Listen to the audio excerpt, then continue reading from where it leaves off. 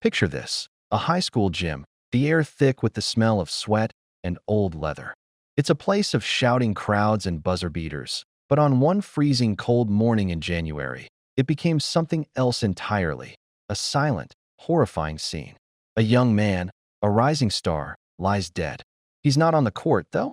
He's rolled up inside a wrestling mat, head down, suspended upside down in the hollow center. The official story is a tragic, bizarre accident. He was reaching for a shoe and got stuck. But what if that's a lie? What if the place where he spent his afternoons dreaming of victory was the very place where his life was taken? This is the story of Kendrick Johnson. It's about a small town, a closed investigation, and a family's relentless, decade-long scream for the truth. Get comfortable, because once you hear this, you won't be able to look away. The town of Valdosta, Georgia, is the kind of place where high school football is practically a religion. But on Friday, January 11th, 2013, the cold morning air held a different kind of tension. It wasn't the excitement before a big game. It was a creeping, chilling dread. Kendrick Johnson was a sophomore at Lowndes High School, a bright kid with an easy smile and an ambition to be great on the field and in the classroom.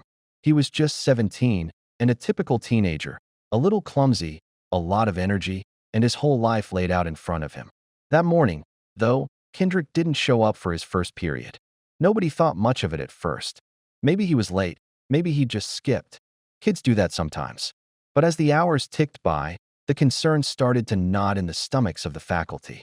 Kendrick wasn't the kind of kid to just disappear. By 10:30 a.m., gym teacher Dale Coe was doing a routine check in the school's main gymnasium, specifically in the area where they kept the heavy, rolled-up gym mats. These mats were stored standing upright along a wall, thick cylinders of foam and vinyl, each one about 6 feet tall. When Coe approached the mats, something was off. One of the mats wasn't sitting quite right. He nudged it, and that's when he saw it. A shape, a form, lodged deep inside the mat's hollow core. What happened next is a moment that forever shattered the quiet life of Valdosta. Another student, maybe one of the kids helping out, peered into the mat. Inside, head first, was Kendrick Johnson. He was jammed so tightly into the center that his body formed a kind of human plug. He was dead. The image is haunting, horrific, and nearly impossible to process. How did a 17-year-old boy end up suspended upside down, trapped and deceased, inside a vertical wrestling mat in the middle of a busy high school gym? The immediate reaction was chaos, disbelief, and a wave of shock that rolled through the school. The authorities were called. The scene was secured. But right from the start, a simple, critical detail was missed, or maybe ignored, and that detail would become the very foundation for the years of doubt and controversy that followed. The question wasn't just how Kendrick died, but what the people in power decided the public should believe. The official story was already starting to form, even as Kendrick's body was being pulled from the mat. It was a story that felt hollow and deeply wrong to those who knew him best. Within hours of the discovery, the narrative was set. It was a clear, simple explanation designed to calm a panicked community and close the book quickly on a freak accident. The Lowndes County Sheriff's Office, in consultation with the Georgia Bureau of Investigation, GBI, announced the conclusion: Kendrick Johnson's death was positional asphyxia. In layman's terms, he had suffocated because of the position his body was in. But the story they created to explain how he got into that impossible position was truly bizarre. According to the investigation, Kendrick had been an athlete, and like many athletes, he sometimes stored his gym shoes in the rolled-up wrestling mats. The theory was that he'd somehow dropped a pair of sneakers down the center hole of the mat. To retrieve them, the investigators suggested Kendrick had climbed onto the mat, stretched his body over the top, and lowered his upper torso and head into the cylinder. As he reached, he slipped. His shoulders became wedged against the interior walls of the rolled mat, and gravity took over. He slid down and got irreversibly stuck, unable to breathe or call for help. The mat stood nearly 6 feet tall, and Kendrick was about 5 feet 10 inches. The idea that he could execute this maneuver, get trapped, and die alone without a sound, felt utterly ludicrous to many. The initial autopsy, performed by a Georgia medical examiner, backed up the official ruling. It concluded the cause of death was accidental blunt force trauma to the neck and positional asphyxia.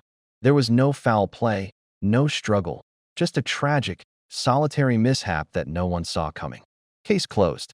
For the community, this explanation was hard to swallow. Wrestling mats are heavy and stable. The core is just wide enough for a human body to barely fit. The logistics of the accidental retrieval just didn't make sense. Why would he store his shoes there? Why wouldn't he just tip the mat over? And where were the shoes? Crucially, the scene itself seemed inconsistent with an accident. There was no sign of a struggle, but there was also no sign of the frantic, panicked effort a person would make to free themselves from a suffocating trap. The GBI's investigation was criticized for its speed and its lack of thoroughness. They collected no DNA, no fingerprints from the mat itself, and performed only a cursory examination of the surrounding area. The immediate declaration of an accident seemed to bypass all the necessary questions. To Kendrick's parents, Kenneth and Jacqueline Johnson, the official narrative was less an explanation and more a slap in the face. They knew their son. He was smart, athletic, and full of life.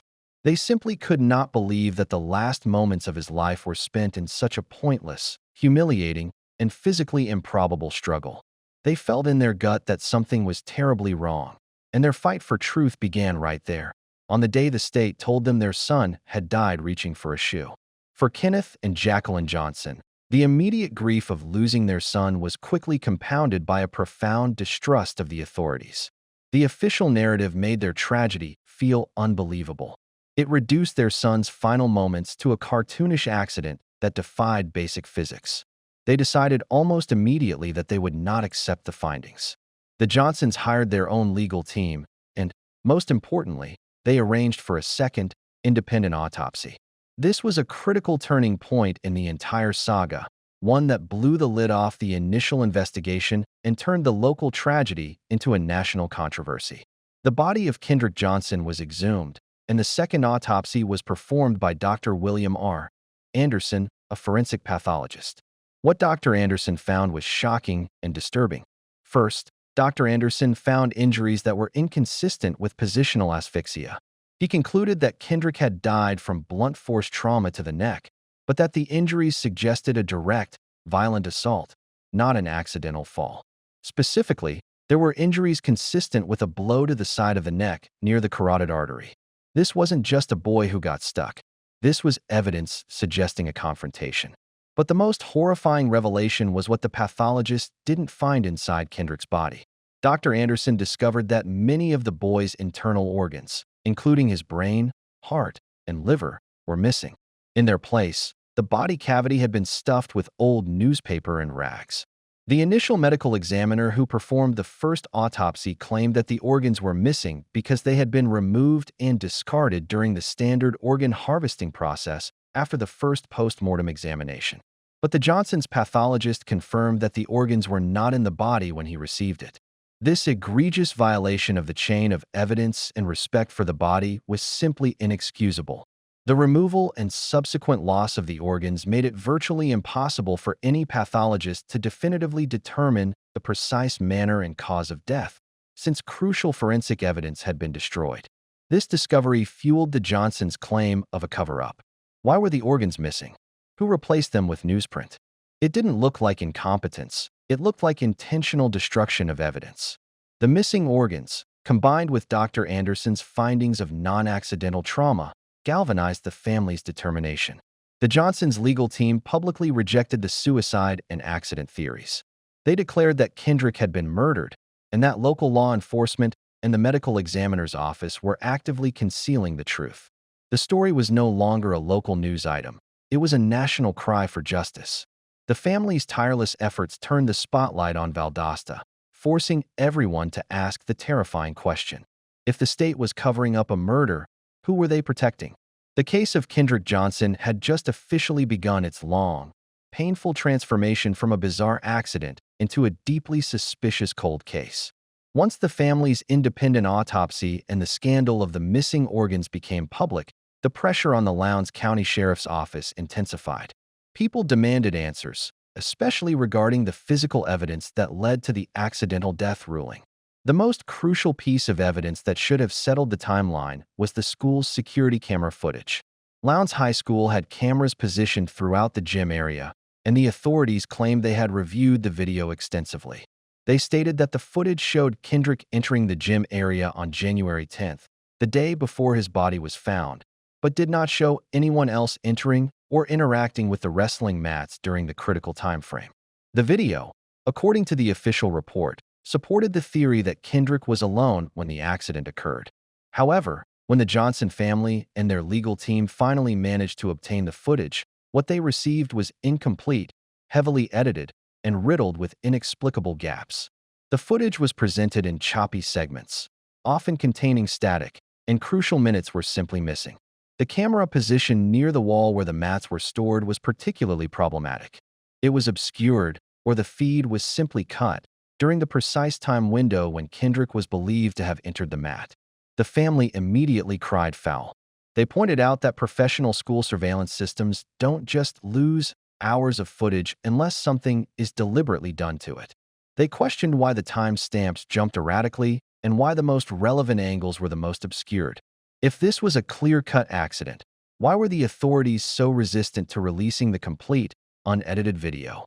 The sheriff's office and the GBI offered various excuses for the poor quality and missing segments, ranging from technical glitches to the cameras simply being old and unreliable.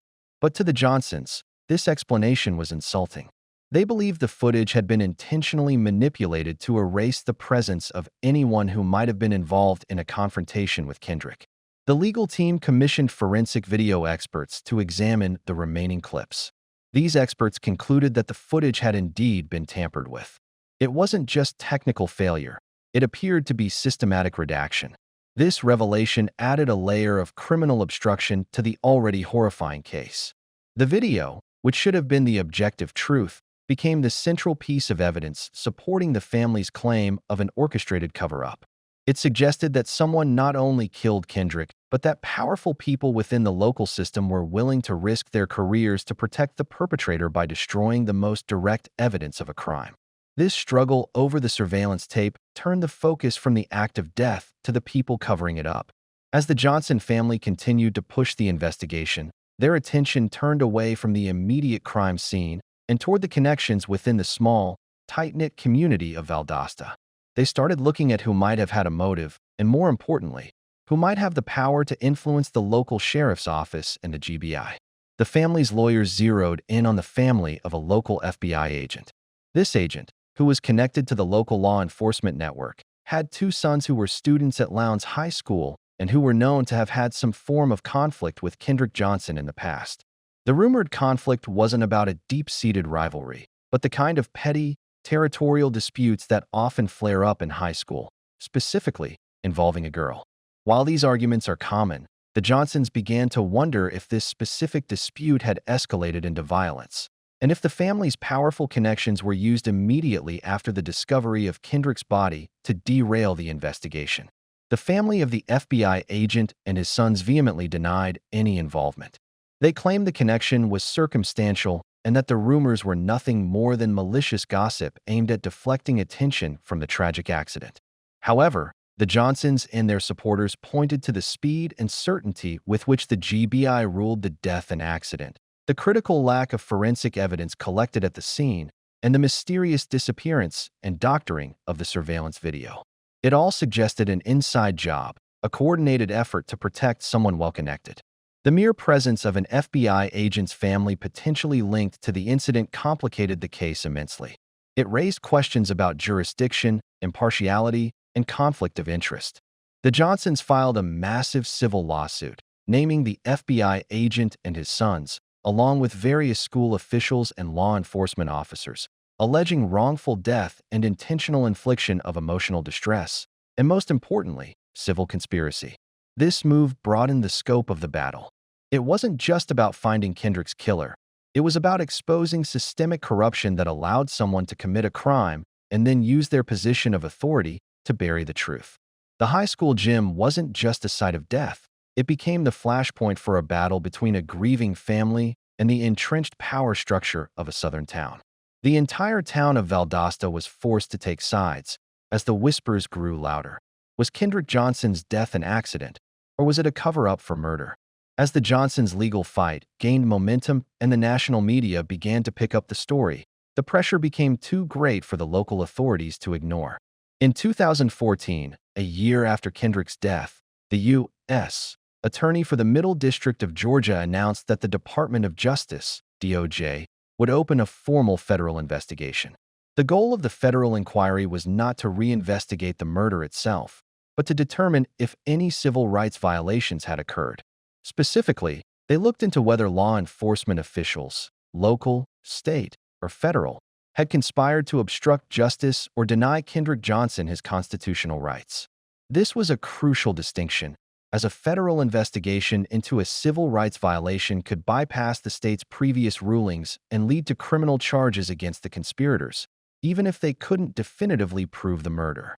The FBI took over the primary investigative role, spending nearly 2 years reviewing the evidence, interviewing witnesses, and trying to reconstruct the events of January 10th and 11th. For the Johnson family, this felt like the first real chance at justice. They believed that only the federal government had the power and resources to cut through the local corruption. The investigation led to the impaneling of a federal grand jury. Grand juries meet in secret to review evidence and decide whether there is enough probable cause to bring criminal indictments. The grand jury heard testimony from numerous witnesses, including the students connected to the case, the school officials, and the local law enforcement officers who first responded to the scene. The Johnsons hoped that the secrecy of the federal process would encourage reluctant witnesses to finally come forward, and that the truth about the tampered evidence and the possible conspiracy would finally emerge. The 2-year federal investigation was intense, thorough, and costly. The Johnsons mortgaged their house and emptied their savings to fund their side of the battle, believing the federal government would deliver justice. They held on to the hope that the grand jury would deliver indictments against those they believed were responsible for both the crime and the cover-up. The entire country watched, waiting to see if the powerful reach of the DOJ could crack a case that local authorities had so quickly dismissed as a tragic accident. The stage was set for a dramatic conclusion to the investigative phase, which would determine whether the Johnsons' quest for truth would find validation or be met with another devastating setback. The Johnson family, along with a nation of supporters, held its breath for nearly 2 years, waiting for the results of the federal investigation and the grand jury's decision.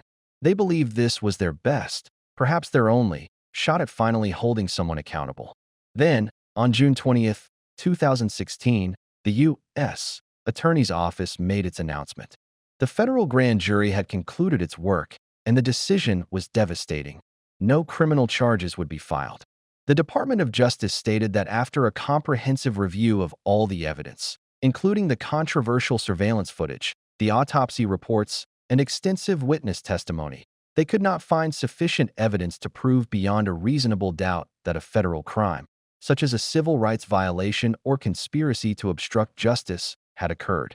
For Kenneth and Jacqueline Johnson, it was a punch to the gut. They had poured their heart, soul, and life savings into this effort, only to be told that the government could not confirm what they believed in their core, that their son was murdered and a powerful conspiracy was at play.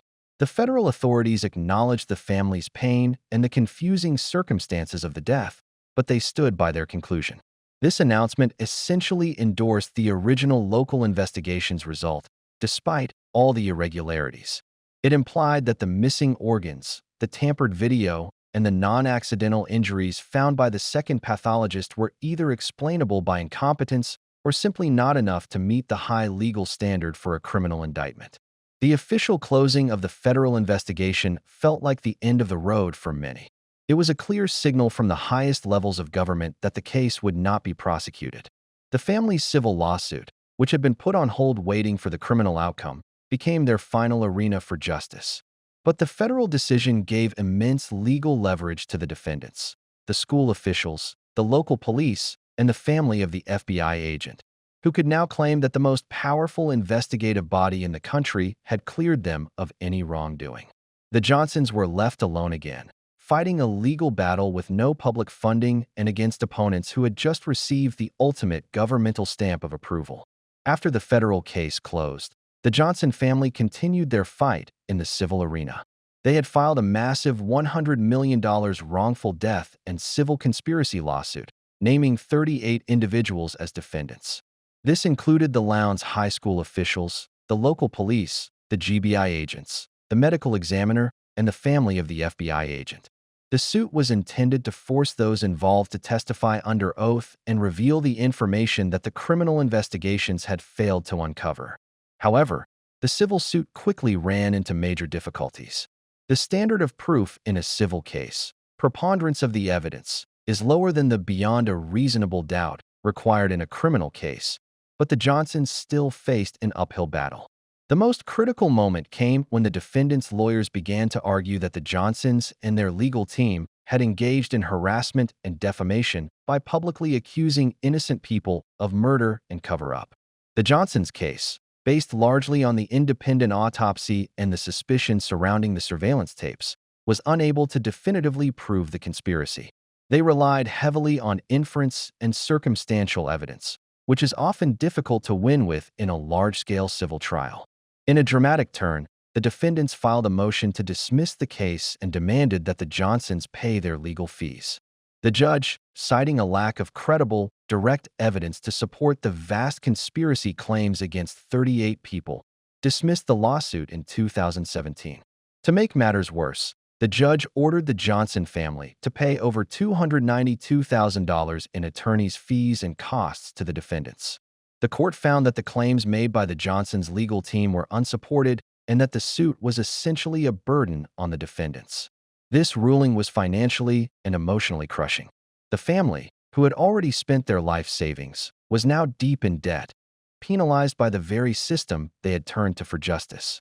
The dismissal of the civil suit and the crushing financial judgment was a catastrophic loss. It signaled to the world that not only was there no criminal evidence of murder or cover-up, but that the family's pursuit of justice had been legally deemed baseless and punitive toward the defendants. The Johnsons were now not just grieving parents. They were debtors, legally chastised for fighting for their son. This outcome felt like the final, devastating act of the institutional system against a family seeking accountability. Despite the devastating losses in both the federal criminal inquiry and the state civil suit, Kendrick's parents refused to give up. Their belief that their son was murdered remained unshaken. They continued to fund independent efforts, determined to find the piece of evidence that the official investigations had missed or ignored. They hired a new private investigator who focused less on the official cover-up and more on the simple question of motive and opportunity. The investigator zeroed in on the initial rumors that had circulated among students at Lowndes High School, the rumors of a fight, a confrontation that led to tragedy. This persistent digging eventually led to the emergence of potentially crucial new evidence in the form of a pair of recorded confessions. These were not formal police interviews, but informal, secretly recorded conversations involving individuals who claimed to have direct knowledge of the events that led to Kendrick's death. One key piece of evidence was a recording allegedly containing a voice confessing to being present during a fight with Kendrick in the gym on January 10th.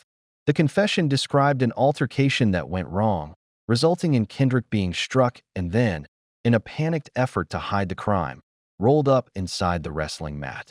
The motivation, as the initial whispers suggested, was related to a rivalry over a girl.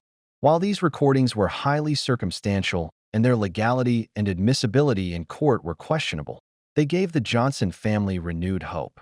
They felt this was the definitive proof that confirmed their suspicions. Kendrick didn't accidentally fall into the mat. He was placed there after a violent act. The family immediately presented this new information to the authorities, demanding the case be reopened. They argued that these recordings finally linked the individuals they had long suspected to the actual scene of the crime. However, the local district attorney and the Lowndes County Sheriff's Office were hesitant. Having closed the case years earlier and having seen the federal government drop its investigation, they were reluctant to revisit a case that had already caused immense turmoil. The fight now was to force the hand of the very people who had once so quickly dismissed the death as an accident. The discovery of the recordings was a crucial, desperate turning point, the family's last chance to pivot the narrative from a conspiracy to an actual criminal act. One of the most persistent and frustrating issues for the Johnson family was the surveillance video. After the federal investigation closed, the family's independent investigators continued to press the issue, believing that if the original footage was tampered with, the unedited version had to exist somewhere. In 2017, a major breakthrough occurred. Through legal maneuvering, the Johnsons were able to access the original DVR hard drives used by the Lowndes High School security system. They turned these drives over to new forensic experts. These experts didn't just look at the video files. They dove into the raw data, using specialized tools to reconstruct the video streams and look for deleted or hidden files. What they found was stunning. The experts claimed to have successfully recovered more than 100 hours of previously unreleased and potentially deleted video footage from the hard drives. This footage, according to the family's legal team, filled in many of the crucial gaps and omissions that had plagued the case from the start. The key finding from this newly recovered video was not a clear picture of the murder itself, but evidence that directly contradicted the official timelines provided by the defendants in the civil case. The footage allegedly showed the two brothers who had been named in the civil suit, the sons of the FBI agent, in the gym area during the critical time window when Kendrick was last seen alive and moments before his death was theorized to have occurred. Even more damning, the recovery effort suggested that the drives had been wiped clean or modified after the initial collection by law enforcement. This strengthened the allegation that key local authorities were involved in a massive evidence tampering effort. If the newly recovered video was accurate, it placed the alleged suspects at the scene of the crime and proved that the authorities had presented manipulated evidence to both the local and federal investigators. The reemergence of this video evidence, years after the fact, energized the family's fight. It was concrete data that challenged the bedrock of the official accidental death ruling. It meant the fight was not over. The Johnsons immediately used this evidence to launch a new round of legal challenges, demanding that the state of Georgia reopen the criminal investigation based on this undeniable proof of obstruction and the potential culpability of the individuals caught on the reconstructed tape. The pressure from the Johnsons, fueled by the rediscovered video and the rumored confessions, became too much for the local system to withstand. In early 2021, nearly 8 years after Kendrick's body was found, the Southern Judicial Circuit District Attorney, J. Ichiro Miller, announced a formal re-examination of the case. This was a massive shift. The DA's office stated that due to the persistent questions surrounding the cause of death, the allegations of tampering with surveillance video, and the new information provided by the Johnson family's private investigations, the state needed to take a fresh, unbiased look. They didn't immediately call it a murder investigation, but a comprehensive review of all existing evidence. The goal was to address the three main problems that had destroyed public trust: the missing organs, the doctored surveillance video, and the lack of a plausible accidental death scenario. The DA's office enlisted the help of an experienced investigative team and vowed to conduct the review with complete transparency, something the Johnsons had never experienced before. Crucially, the review team focused on getting to the bottom of the missing organs controversy. They confirmed that the original medical examiner had acted improperly by not securing the organs after the first autopsy, leading to their subsequent loss and replacement with newsprint. While this was considered gross negligence, the DA's office needed to determine if this negligence was part of a larger criminal cover-up orchestrated to prevent a finding of homicide. For the Johnsons, this re-examination felt like a validation of their decade-long fight. It was an official acknowledgement that the case was indeed handled poorly, perhaps criminally so. It put the suspects back under the microscope and created renewed hope that the legal system could correct its own grievous errors. However, the emotional toll of having to relive the trauma was immense. They knew that a review was not the same as an indictment, but it was the furthest they had gotten since the day their son died. The whole nation watched, hoping this time the truth would not be buried. The district attorney's comprehensive review took several months. The investigators meticulously went over all the evidence, including the controversial recovered video footage and the independent autopsy results. The entire community was again on edge, awaiting a definitive conclusion that would finally put the case to rest, one way or the other. In January 2022, on the 9th anniversary of Kendrick's death, the DA's office held a press conference to announce their final decision regarding the criminal case. The findings were complex and disappointing for the Johnson family. The DA acknowledged the clear issues with the case handling. The missing organs were a major breach of forensic protocol, and the surveillance footage presented by the school and local authorities was indeed compromised and incomplete. They recognized that the injuries on Kendrick's body, as detailed in the second autopsy, were highly suspicious. However, the final conclusion remained the same. The district attorney's office would not file criminal charges. The reasoning was pragmatic but devastating. The DA stated that while the evidence was deeply troubling and suggested foul play and obstruction of justice, the extensive passage of time and the systematic destruction of key forensic evidence, namely the loss of the vital organs, made it impossible to meet the high legal standard of proof beyond a reasonable doubt necessary for a homicide conviction. They stated that no matter how suspicious the circumstances were, they could not definitively rule out the accidental death scenario, nor could they prove the recovered video footage was strong enough evidence to overcome the ambiguity of the cause of death. Essentially, the DA admitted that the system failed Kendrick Johnson and his family, but the failure was so complete that it made a successful prosecution impossible. The cover-up, if one existed, had been successful in destroying the evidence needed for a criminal case. The case was once again officially closed, a declaration that the search for criminal justice had reached a final, insurmountable dead end in the state of Georgia. The family was left with the horrible realization that they had proven the truth was hidden, but could not prove the hidden truth in a court of law. After the 2022 decision to close the criminal case for good, the Johnson family was forced to accept a hard truth. They would likely never see a person convicted for Kendrick's death through the established legal system. Yet, their fight was never just about a conviction. It was about public awareness and forcing the truth into the light. The Johnsons, with their unwavering commitment, became national figures representing the struggle against institutional injustice. They continued to appear at rallies and on national news programs, ensuring that Kendrick's name and story were never forgotten. They argued that even if the state couldn't convict the perpetrator, the public had a right to know the circumstantial truth that was hidden for so long. Their persistence brought unprecedented attention to how suspicious deaths involving minority youth are often handled by local law enforcement, particularly in the South. Kendrick Johnson's case was repeatedly held up as an example of systemic failure, a perfect storm of negligence, incompetence, and potential corruption. The discussion moved beyond the specifics of the death itself to the larger issue of who the justice system protects and who it discards. For the students of Lowndes High School and the residents of Valdosta, the case created a lasting division. Many believed the Johnsons and maintained that an elite local family was protected. Others staunchly supported the official findings, believing the Johnsons' decade-long pursuit was a tragic but mistaken campaign of harassment driven by grief. The town was never truly able to heal or move on, stuck in a state of suspended conflict over the question of what really happened in the gym that cold January morning. The memory of Kendrick Johnson, the bright, athletic young man, was now inextricably linked to the image of the rolled-up wrestling mat.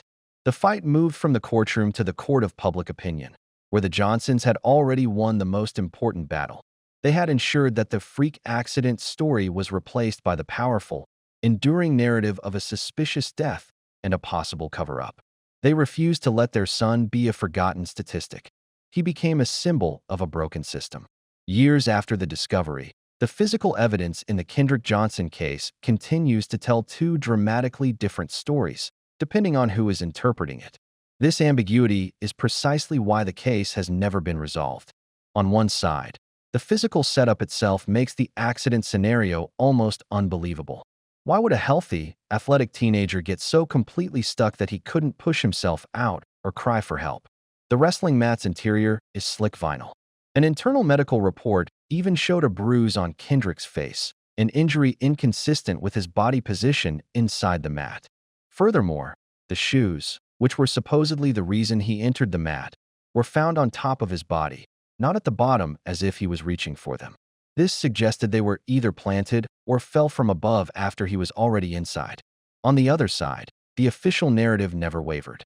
The investigators pointed to the lack of blood at the scene and the absence of clear defensive wounds as proof that there was no violent struggle. They argued that the trauma to his neck was caused by the weight of his own body pressing down on his shoulders, which created the positional asphyxia. But the independent evidence, the missing organs, the new autopsy finding blunt force trauma, and the mysterious rags used as stuffing permanently undermined the official claims. Even if the state couldn't prove murder, the destruction of the forensic evidence made it equally impossible for them to prove the accident theory beyond a reasonable doubt. The evidence, or lack thereof, became a testament to poor procedure at best and criminal sabotage at worst. The fact that the entire investigative system, from the scene investigation to the medical examiner's office, was compromised meant that the integrity of the evidence was destroyed forever. This destruction ensured the Johnsons' endless grief, because without clean evidence, the physical truth is lost to time, leaving only speculation, doubt, and the horrifying image of a young man trapped in the dark. The case of Kendrick Johnson is a tragic lesson in how a single, flawed investigation can permanently bury the truth, regardless of the victim's identity. Today, over a decade later, the case of Kendrick Johnson remains officially closed as an accidental death. There is no pending criminal investigation, and the Johnsons have exhausted all major legal avenues. Yet, the story is far from over. The lasting legacy of Kendrick Johnson is not about the verdict, but about the fight.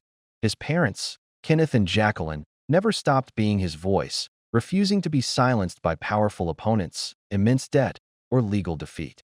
They taught a generation of people what it means to truly fight for justice when the system is stacked against you. They forced a national conversation about accountability, not just for the person who might have killed their son, but for the institutions sworn to protect the public. In 2023, the Johnson family filed a new civil suit, this time against the funeral home that handled Kendrick's body, seeking accountability for the egregious mistake of replacing his organs with newspaper. While this is a different legal battle, it is a continuing effort to hold someone responsible for the disrespectful handling of their son's remains, an act they believe was part of the wider conspiracy to eliminate evidence. Kendrick Johnson's case is now a permanent fixture in American true crime history, debated endlessly online, featured in documentaries, and studied by legal experts as a classic example of a botched investigation. The questions that hung in the air of that Valdosta gym will likely never be answered in a court of law.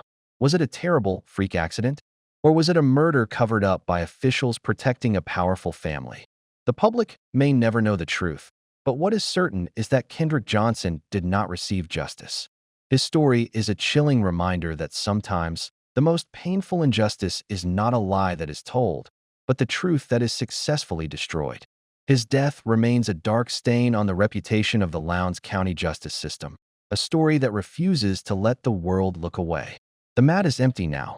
The gym is filled with the sound of new games and different lives, but the silence from that January morning in 2013 still echoes.